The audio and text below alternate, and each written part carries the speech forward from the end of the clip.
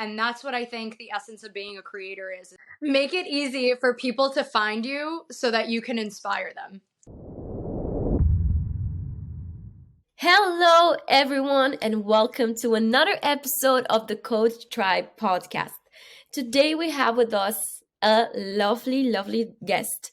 She is one of my favorite creators out there at the moment. She's a full-time content creator and a life coach. She has more than 40K followers on TikTok. She is just amazing, and I am so excited to bring her to you today, guys. But without, before I tell you anything more, I'm just gonna introduce her to us. Hello, Abby. How are you? We are thrilled to have you here today with us.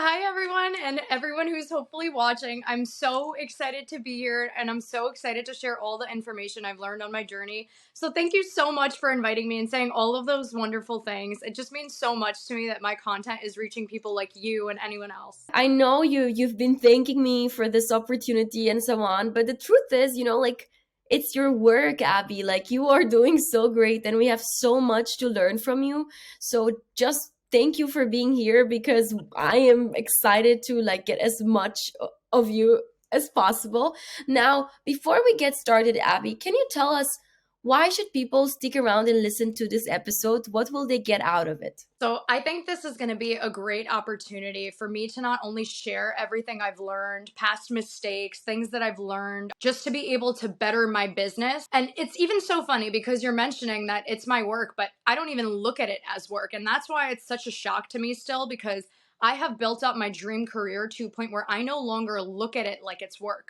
So when people tell me that they see my videos or X, Y, and Z, they feel a certain way. They're like, oh my gosh, how do you do it? And obviously every business is structured with some sort of aspect of organization behind it, planning. But, I love what I do so much that I just want to be able to share everything that I've learned. And it's kind of difficult putting everything together in one episode. So I'm definitely trying my best to fit all my knowledge. But I've been doing this for so long that I feel like along the way, I've learned the things that have made me a better creator, a better businesswoman, a better entrepreneur, and a better coach. And it's not a one size fits all, but there definitely are certain basic structures that go behind doing what you do when you are a small business owner. I got you. So you heard her. If you want to learn more about content creation, about, setting up that business, about being a coach, or about how this free interplay or are interconnected, this is definitely the episode. Okay, cool. Now, to get started, can you tell us, what is a creator for you, and what is this whole fuss about the content creator, the creator economy? Like, what is this about? So this industry was actually, when I first started, to me, I didn't know it existed. I just knew that I loved being creative. I loved making content. I loved shooting aspects of my day. And the way I got started, I actually started sharing a lot about my mindset transformation and my fitness journey on TikTok. That's how I grew my platform. Along the way, I started to dive into what the creator economy is, because there's certain programs that are offered by these platforms that you can join to be monetizing. There's a lot of opportunities like sponsorships, user-generated content deals, which is UGC. There's affiliate marketing. There are just so many different methods of being able to monetize your platform that when I began, I didn't think that this could be my job until I kind of dove into the research of what it is in general. So to me, I think this means using your talents in a way where you can help not only other people as a coach, but also audiences and brands as a creator by doing what you do best, by being creative, and of course using your sales knowledge to help brands and or your own business. The Coach Tribe podcast is powered by Pensight. I want to take this opportunity to tell you more about Pensight and how much value it can provide you and your coaching business. Pensight is an all-in-one platform for coaches and educators that enables you to quickly and easily build a highly credible page and sell your knowledge with one-to-one sessions, group coaching, courses, Q&As, digital products, and bundles. Payments, scheduling, video calling, client communications, and everything else is taken care of. All it takes is 5 minutes to set up, and it's free. It's the smartest way to kickstart your coaching business. Sign up to Pensight today at pensight.com. All I can say is that this whole new industry is so excited for me. And it's not so new anymore. It's been like going for a few years now. Because just imagining that you can, build a business around the things that you love is the same with coaching, right? Like this coaches, they build a business around their passions, Absolutely. their expertise, knowledge. And to be able to do the same as a creator is just inspiring and exciting. Abby, how do we get into it? What are the things that we need to know when we start with content creation? And I know this is overwhelming, but what are those, the things that we just cannot skip, or like those pillars that we need to be aware of? So for me, it was very different because I never learned about it from a mentor. I kind of went my own way and learned what it is that works for me. So I initially started as a micro influencer with the platform. So I had to learn how to be able to gain sponsored deals. Now, UGC was a completely different route. So I feel like whether you're a UGC creator or a small business owner or coach who wants to gain clients, who wants to work with brands, you need to establish your presence and SEO. So SEO is search engine optimization. So the way I like to establish my social media presence and SEO is by signing up to any and every single platform where my information and my channels are now out there. That's number one. I feel like you have to just get your name out there. People essentially, especially in the world of social media today, which is, TikTok, for example, is one of the biggest outreach platforms. I mean, how do you expect people to see you if they don't know who you are, if they don't see your content, if they don't see your personality, right? So you have to kind of get yourself out there to where you're signed up to everything and all the apps know you and see you. Like, for example, the brands that use apps to land collaborations. All the TikTok brands see you because they come across your video. I mean, you never know who's going to watch your content. The same way that I didn't know you guys were watching me, You never know. So I would say that's number one. Number two is create a portfolio. Initially starting, my social media platform was kind of like my portfolio because that's what brands saw. They saw what I was capable of doing. They saw the personality I had right through my videos. There was nothing to hide. You could see all my sponsorships, and most of the time they will review your social media because they want to know what is your presence like. And that's majority of that is usually for sponsored posts or if you try to promote a brand and you work with them through affiliate links. But for UGC specifically, you want to have a portfolio that showcases your best work. And a lot of people nowadays, after this whole concept blew up on the internet and on TikTok, they think that UGC is just, oh, you shoot aesthetic videos and you demonstrate a product and it's so easy to make money. What people neglect is that you have to actually incorporate a lot of sales knowledge and converting practices that help your content either drive brand awareness and build engagement for the brand, depending on where they're using the content, of course, or be used as an ad where you're now converting sales and increasing traffic to their website. So when your video goes out there as an ad, you don't want a brand to waste money on not only your content, but ad marketing, but you also want the audience that's seeing this to start wanting to buy the brand or interacting with that. So the main goal is to have best practice examples in your portfolio. You want to have great lighting. You want to have your personality. You want to have real life inside of your content that directly ties you into the values of the brand. And of course, business email. Nobody wants hotgirlsally123@hotmail.com. Like, everyone wants to know a real business email that's in every single platform so they can easily reach you, like 123.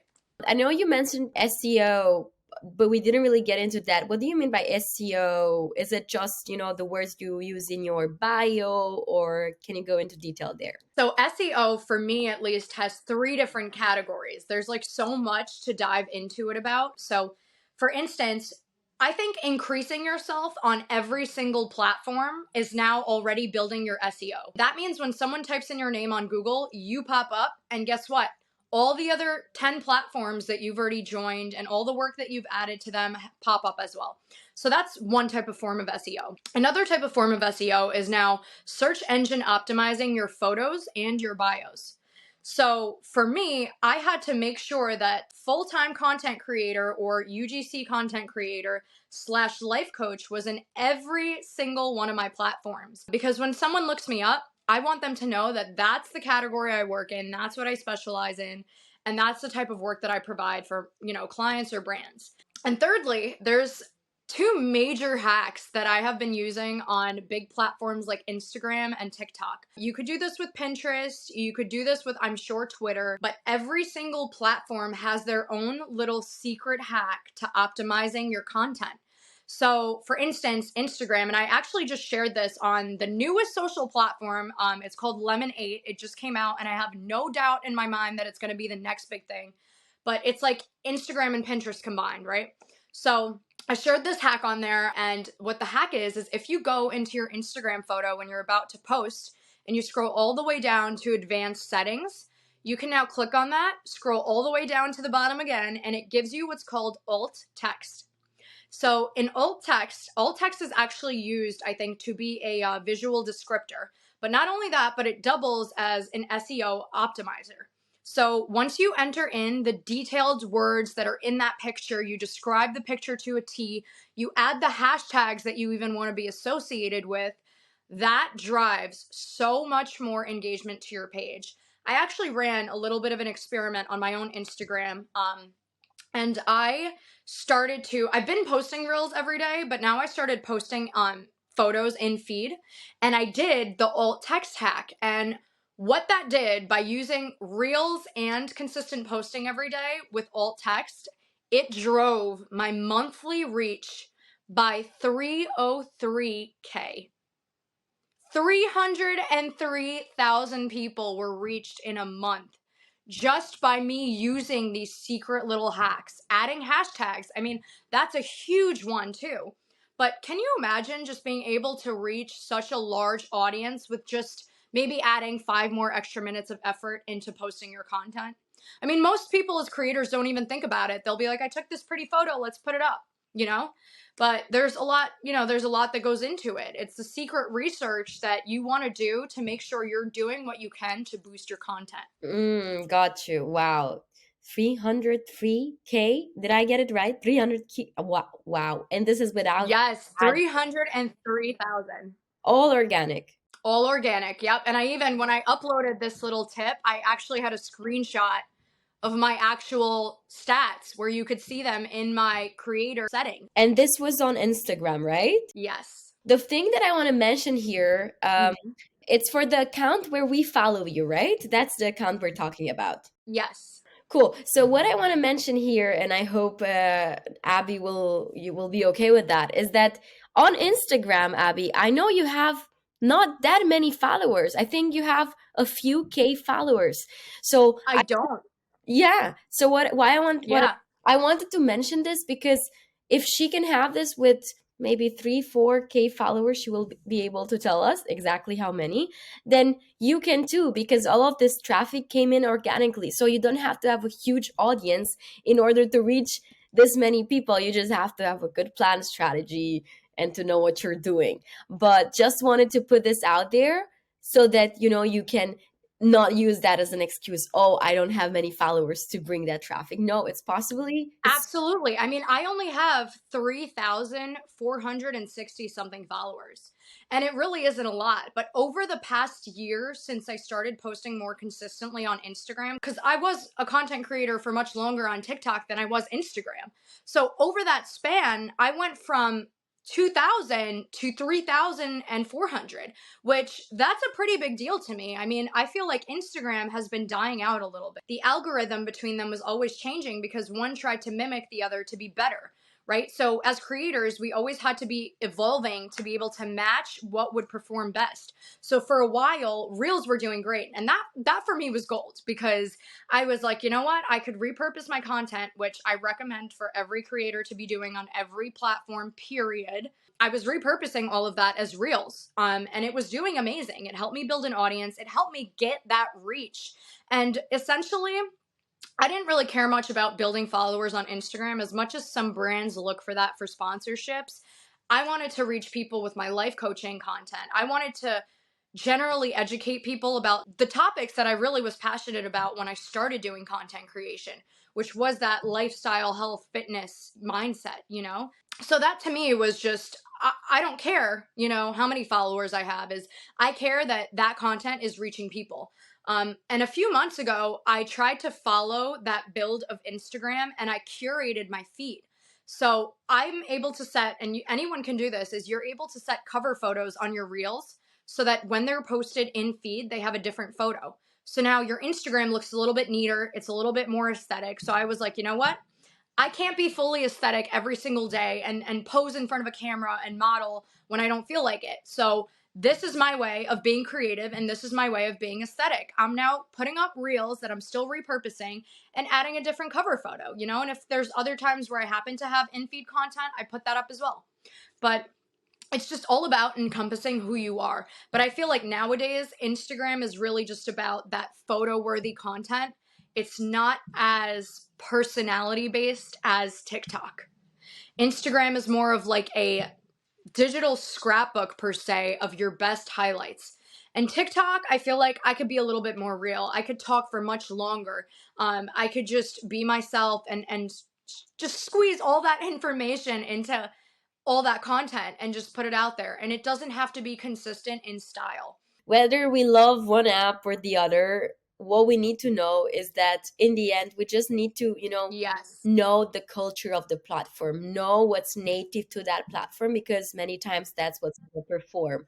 So we have to understand that although, yes, repurposing is a big one, we can be strategic about it.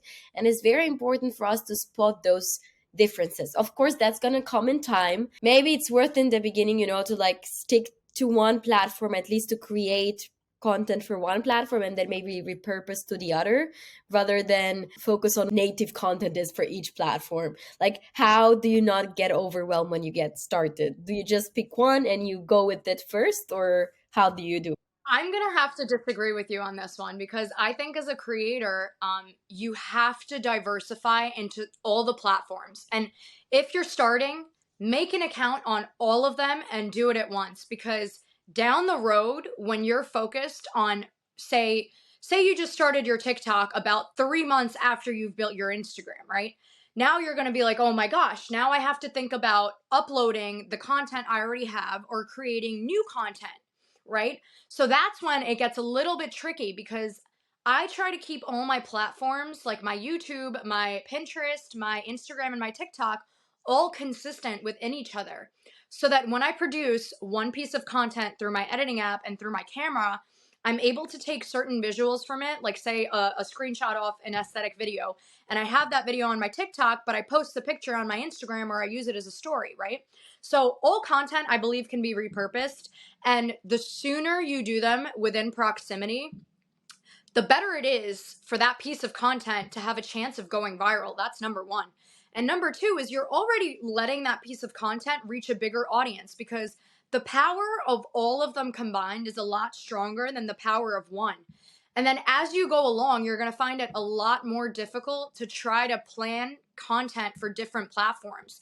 It's just easier if the whole schedule is kind of in sync, where now you don't have to worry about, oh, well, what am I posting for this platform? What am I posting for that one next week? Like, oh, it becomes a lot more confusing, I feel like.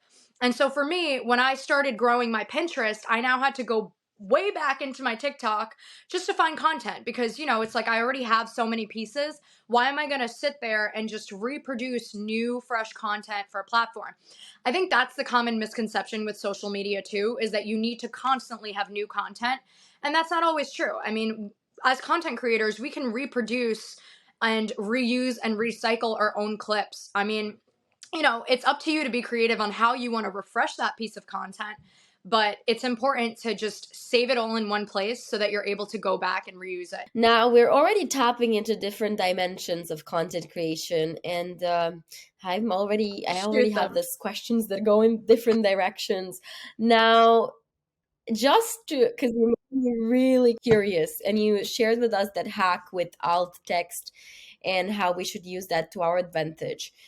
Specifically for Instagram, is there any other hack that we should know that is spicy and interesting? Yes. So I think right now, the current algorithm has a few little hacks, and I haven't verified this because I obviously haven't had a meeting with Instagram, but I have seen a lot of content creators themselves who specialize in this field who have had meetings with Instagram talk about this on their platforms.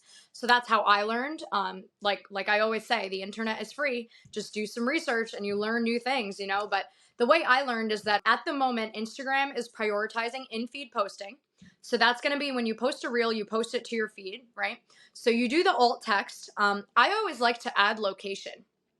It doesn't have to be your town because I think it's super dangerous for people to know where you're actually from because God forbid the internet is wild. But have your location optimized because essentially you're going to be reaching areas in where you are. And say if someone wants to click a hyper location in New York City, they're going to see that you were there and suddenly they become attracted to your page, you know? Of course, the whole bio, adding in your details of who you are. And a big one is stories. Right now, apparently, Instagram is prioritizing posting 2 in the morning, 2 during the day, and 2 at night. But now the interesting thing here is that you would have to learn how to drive engagement from your stories to your page. And you could do that with polls, stickers, questions, or ask me a question. My favorite thing to do, I'm also an Amazon influencer, right? So I'll post a product that I recently created content for, or a little snippet of it that I think is pretty on my story, and I'll create the link to the product. And that often drives the engagement up because a lot of people will click the link to go see that product and what it costs and more details about it. So you have to learn how to get your audience to engage with you through your stories. And when you post a piece of content into your feed, you now have to respond to each person that comments. So I thought that was an interesting one. Totally makes sense, and I love these tips. Although I have to admit, 6 stories, it does feel a bit overwhelming every single day. Do you manage to do that? It's excessive. Yeah, it's It is excessive, yeah, but that's what I heard. And I mean, it still gets crazy for me because I'm like, okay, like I'm literally sweating in the middle of the gym, gotta post. Gotta post. You know, and I have like an arsenal of content because being so diversified to a point where I have like 10 million things going on in one day, I pretty much never run out of content. I mean, there's going to be one day or 2 days a month where I don't post anything and people are like, is she okay? You know, because like they know to expect that from me now. They know that I'm posting, they know I'm putting stuff out there. So, those expectations always also a big one, and they know what to expect. That was a good one. They know what to expect.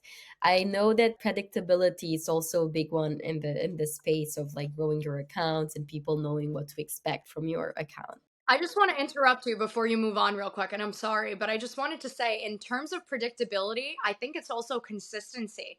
Because when they see you with that consistency, is when they're gonna drive forth and just be like, okay, now I know if she's putting out a video that's gonna tell me about health advice every Monday, I'm now gonna be waiting. So that consistency goes in hand with creating demand. When you create demand for something, people are going to want to expect it and they keep coming back.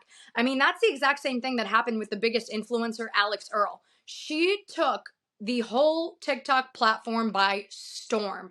And she has given herself so many incredible opportunities. And the reason why is because she was so niched down. Everyone knew that every day when she was posting a video, getting ready to go out and do something crazy, they would get a wild story or a makeup hack that they're willing to learn about. So that built her audience. And, you know, I personally, I haven't focused on building that same type of audience because on TikTok, I focus on building a personal brand and not a niche. And those are two very different things.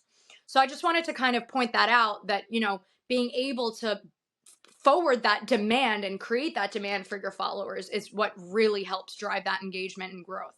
But I'm sorry, back to what you were saying. That was really useful to know. Now, I know we already went like we already got into details on like hacks and things like this. But I have one question. When, you are getting started as a creator, before maybe you get those like big contracts and you're just getting, into the water, what is the sort of content that you should be creating? Is it for the sort of brands that you want to attract? Is it, like, how do you, what is the content that you're creating first before you get those deals? So I think this depends on what niche you want to drive into. And this goes back to what I said about building a personal brand and building a niche. I wanted to inspire people. I mean, never along the way, if you looked at me 3-4 years ago and said, you're going to be an influencer / content creator, I was like, are you crazy? Like I never saw that coming. So I was putting out who I was. And over time that shifted. I mean, the gym is still a huge aspect of my life, but now I'm posting content about life coaching advice. I'm posting content about healthy recipes. I'm posting content about UGC creation tips. I'm posting content about everything that makes me me, because I'm a personal brand. I'm not just a UGC creator. I'm not just an influencer. I'm not a makeup guru. I wanted brands to see me for who I was and know that if she can speak about this subject in her life, she's going to be able to project this value of our product really well. And that's what brands look for. They want to know that you can actually show their value off in your content. So, to go back to that video I created for that girl explaining why I think that you should not have just a UGC content account. And if you are starting a UGC content account, you want to talk about your experiences as a creator. You want to talk about why your content is more valuable. You want to talk about the filming tips, the day-to-day lifestyle, what it's like for you, how you got the brands. You don't want to just put out the examples, You want to now take every single aspect of it to make it a personal brand business. Does that make sense? Totally. It does. Okay, so we know the type of content that we're posting, and we've already started posting. And I know at the beginning you mentioned something about having a place where you can present all of these things more than your social media account. Is this a social media kit, or like where can creators present their offers, or where can brands find them? Right. Even? So this is the number one thing for brands to find you. I'm just going to break it down as a whole. And I think that every creator should do this, whether they're an influencer or a UGC creator. Number one, and this is actually how I found you guys. I was on TikTok doing some research about what is the best platform for me as a coach and a creator to be able to sell my digital products, use a calendar, have all my affiliate links, and have every single thing in just one space. And that was Pensight. You guys have every single thing I need for me to target my audience, because when they look in my bio, you're the first link that they see. I have my media kit linked in there. I have my Amazon storefront. I have my affiliate links. I have my coaching courses and my calendar available, so that anyone who wants to work with me now has one space that they can access when they come across my platform. And it just takes out the hassle of having to worry about scheduling a Zoom call over email. I mean, nowadays I like to refer it as Amazon shopping, right? The reason Amazon is so successful is because it's a one-stop shop, right? You put it in your cart, you check out, you're good to go, and you're done. That's how you want your profile to be. If a brand or a client or anybody else wants to book you, but they have to go through 10 steps just to get you to answer their email, they're not going to want to work with you. It's like decision fatigue almost. I mean, even in sales, when I did social media management a while back, I would have to explain to my client that you cannot have a pop-up on your website, because that drives 70% of traffic away from your purchase now, or away from your website. I mean, how many times has a website opened up on our phone and we see the pop-up, we exit out and we're like, this is loading too slow. And then you leave the website and you never look back, So it's about having that one-stop shop, easy to get to, easy to reach place where brands can connect with you and everything is just right there for them to see. They don't want to follow up with any extra questions. They want to see you. So that's why I chose Pensight. For me, it was easy. I made the switch from Linktree, and I just like it better because I have my courses. I have my digital guides. Like, everything's right there, and, it's simple. The next thing for brands to find you or reach out to you is, like I said, super important to have your email, your business email, in all of your bios. The amount of times I've seen actual brands post content about how they will not bother reaching out to like an influencer or a creator because their information is not there. How are they supposed to reach out to you? You know, a brand is not going to sit there waiting in their DMs or your TikTok message requests to see if you're going to answer them. It's very, very rare, and I would say it definitely decreases your chance of landing a deal. So that's number 2. And then, number 3 is, this goes back to the whole SEO thing. This is signing up to multiple platforms. I mean, I want to say my top platforms for, having brands reach out to me and find me, specifically for UGC, would probably be Incense and Join Brands. Those 2 are my favorite. That's great for UGC. Incense actually does offer some posting collaborations. So that would be like influencer sponsorships. And then you build your portfolio through the app. You don't have to actually upload your media kit, but regardless, when when a brand is negotiating with you via DM, you want to already have that portfolio media kit ready. And what that media kit would be a collection of your previous work. So that's definitely something to think about. I mean, another great one for starting micro influencers would probably be Aspire. You get your information out there, excuse me. You get all that already up. It's one of the biggest networks that's used by brands. So you want them to see you. And even if they don't choose you, guess what? You now are connected to a network that has over 500 active brands per month. The same thing goes for, I think, impact.com. Let's see. It's like difficult for me to think about this because I don't necessarily use the websites. I did when I first started, but now I don't. I don't do any outreach. I don't do any applications. And that's mainly because brands request to work with me. And I get a lot of my outreach from my platforms. I've built such a presence on social media that brands are like, oh, I like the way she does content. I'm going to email her. And you'd be surprised at how many opportunities I receive that way. And then again, Incense is a really big one. So I got it. And I think that was, again, like really good advice to, have a place where people can see your work or like find you easily and like just make it easy for people to reach out to you. That's a big one. Now we know what content to create. We know how to be found. And now I guess we also need to know a bit more about how to grow that reach so that our content performs better. Now, of course, better, it's subjective. The goal of the content can be different. But you mentioned some of these tricks for Instagram on how can, we get more reach. What are some of these tricks for TikTok? Just because I really want to those out before we run out of time. Of course. So I told you I talk too much. I'll make it fast. So for TikTok, this is a huge one. And I've started doing this. Like I said, I like to run experiments to see what works and what doesn't work. And I have actually made some of my videos go viral. Like, I've recently been working with TikTok Shop. I'm one of the 100 creators chosen to work with TikTok Shop in the United States, which was so huge. I was so shocked. But I was like, you know what? I have posted 2 TikTok Shop videos and they only got about like 500 views. What's going on? Because this doesn't match my follower count. How can I increase that? I did some research, and for the next 2 TikTok Shop posts, I have reached 30,000 views in 3 days. And here's my secret. So besides using the hashtags that apply to that field or apply to the subject that I'm talking about, I go into my little TikTok search bar, right? Because TikTok now is a search engine. People use it for searching up information. So you're now going to search up, for example, I did the Hermes unboxing perfume for TikTok Shop, right? So I typed in Hermes, and the first 10 results that popped up, right? I typed them up into my notes. I wrote them down, and I went back into my video.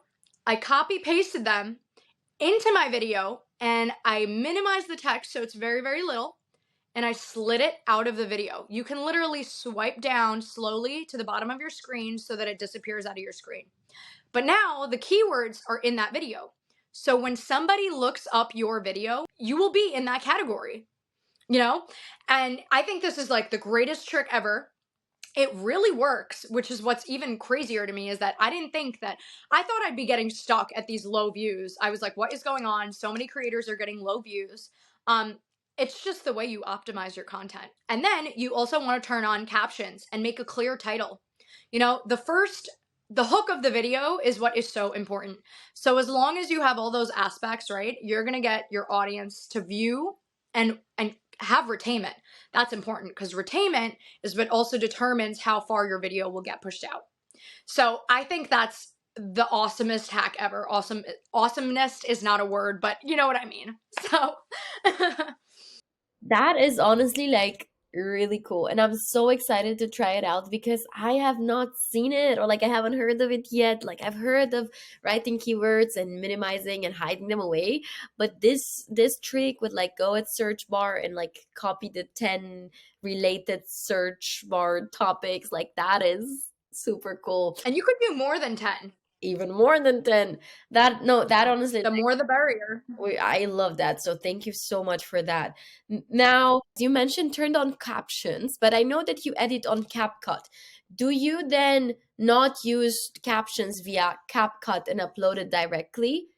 Or do you use it? Like, how do you go about captions when it comes to CapCut and TikTok? So on CapCut, unless I'm doing UGC and a brand wants me to send them an example, CapCut actually is owned by, I believe, the same company that manages TikTok. So they actually started providing native text. So only native text is going to be recognized on TikTok. So if you edit through CapCut and you put up a video to TikTok, only native captions and native titles will be recognized. I don't like doing captions in CapCut because I have a very particular, I'm just picky about the text that I choose, right? So TikTok will actually automatically generate captions. You could turn them off in your settings after you post the video, but you can also choose to edit them on screen where they'll appear in a certain manner. So that's two variations that you have right there. But I don't think it's necessary to do captions in CapCut and then bring them over, because TikTok already has that feature for you. Like I said, because I repurpose my content, I find it easier to leave it the way it is, blank, because you can't use CapCut captions on Instagram. Instagram has like this big no-no for using editing apps now. They want you to edit in app, which is going to be very difficult to do because they don't have the best editing features at the time.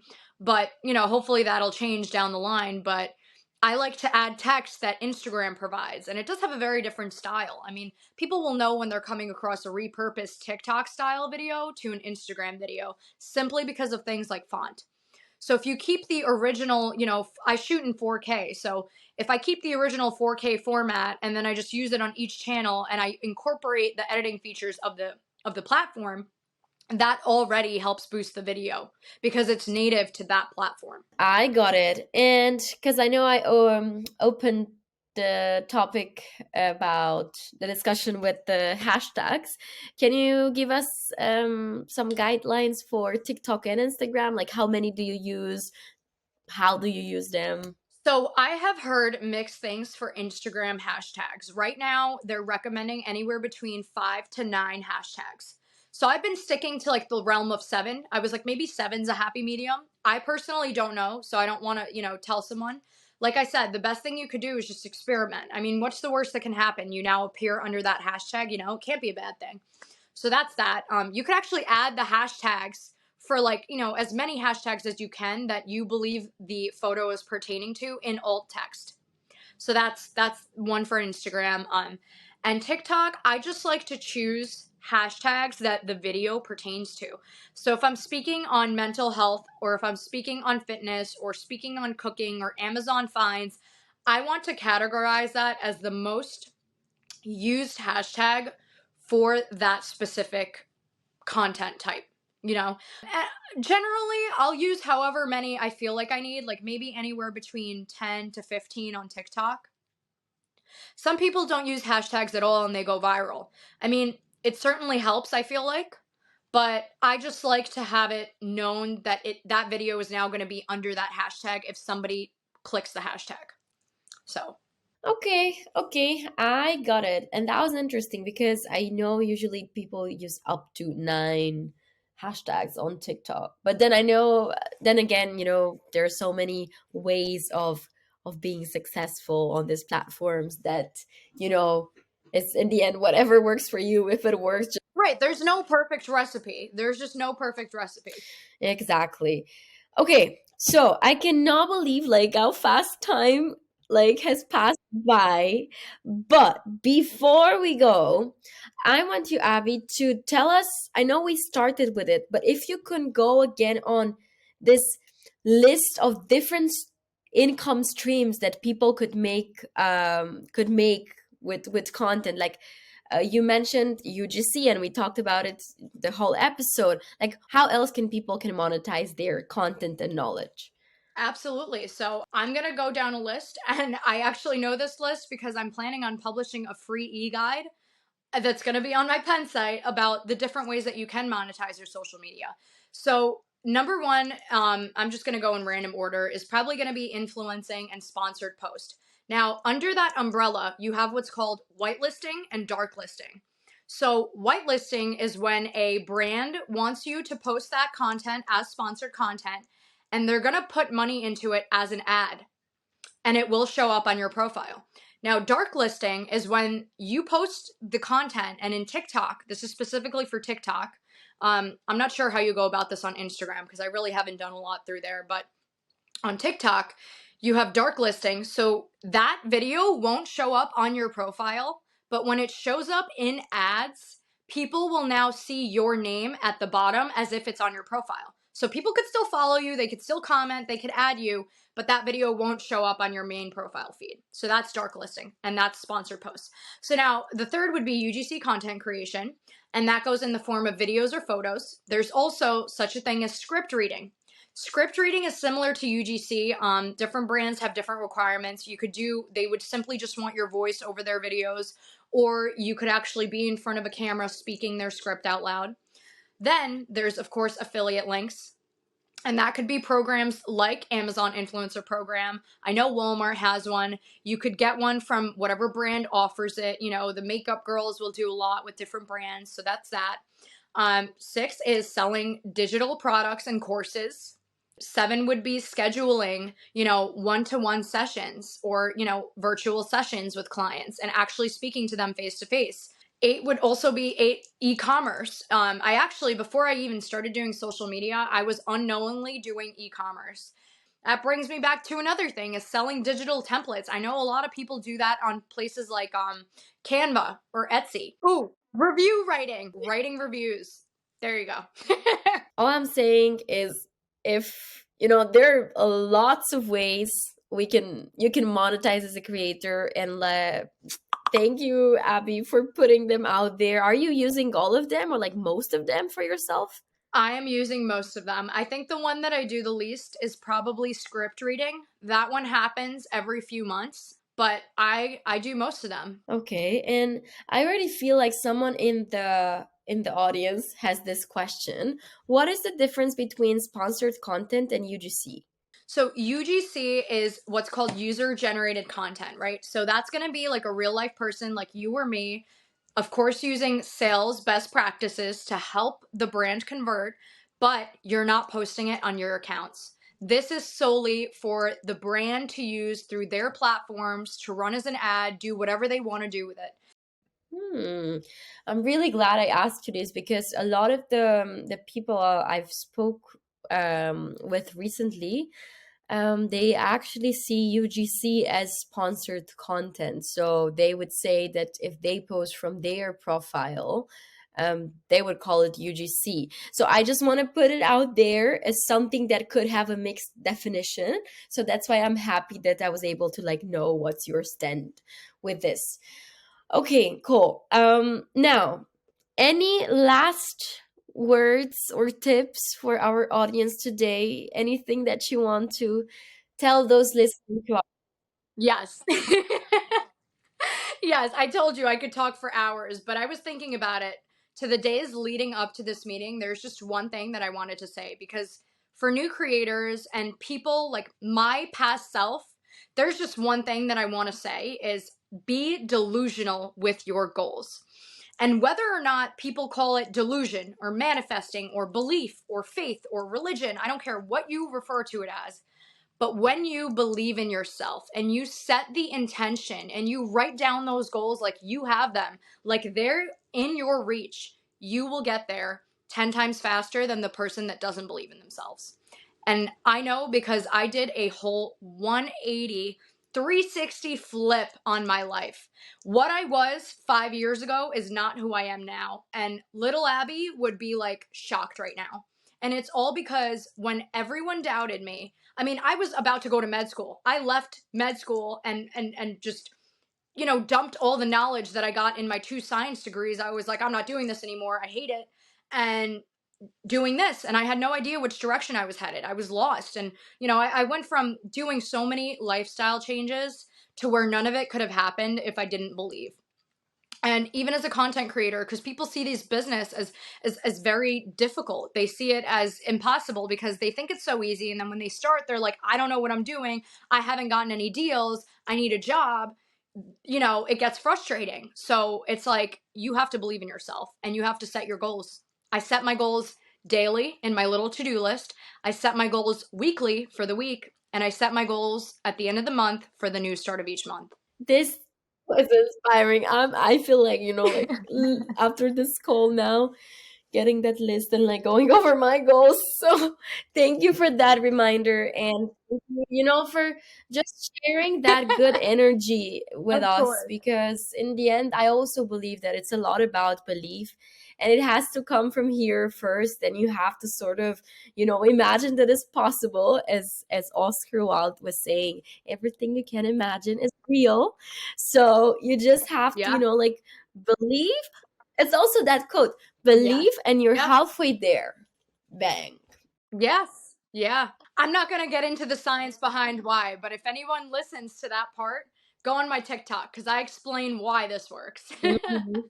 Now I'm curious. I'll go on your TikTok, which makes me want to ask you the last question. Where can people Yeah. find you? Why should they, reach out to you? How can you help them if this was not clear enough? So, besides specializing in helping people build their business as a content creator and training people how to be a better content creator, I life coach. So, for people who are having difficulty reaching their dreams or believing that their dreams are unattainable, that's what I'm here for. And you just look me up. My name is Abby Fridman at ABBYFRIDMAN on all channels. So I'm very easy to reach. Like I said, I use Pensight, so you could book with me in the bio. You could DM me a question if you have something very small to ask. I'm there. I'm all over social media, and that's what I think the essence of being a creator is make it easy to find yourself for people to be inspired by you. Mm-hmm. Make it easy to make it easy for people to find you. No, say it again. Yeah. Make it easy for people to find you so that you can inspire them. Yep. Beautiful. And it reminds me of this idea of move the focus from self to service that I spoke about on another podcast episode, which is also a beautiful note to end this episode on. Now, Abby, this has been a pleasure. Honestly, the time passed by so quickly. I cannot believe we're at the end. But thank you so much, truly. We, at the end of this episode, we have an idea of like what we should do as creators, of the ways we could monetize as creators, and of the ways we can grow on Instagram and TikTok, because we have those really cool hacks that I'm actually going to apply starting today. So I'm going to you have to let me know how that works out too. I want to see the progress. All the posts that go out on Pensight today, and we'll see about that. And I'm going to keep trying, and then I'll come back and tell you how it works. I'm looking forward to that. It has been such a pleasure, and there's still so much more I want to talk about. We should do another one. Yes, I'm sure that it's yes by me, and I'm sure it's yes by all those listening, because if they're here with us, at the end, that means they definitely like enjoyed and got value out of it.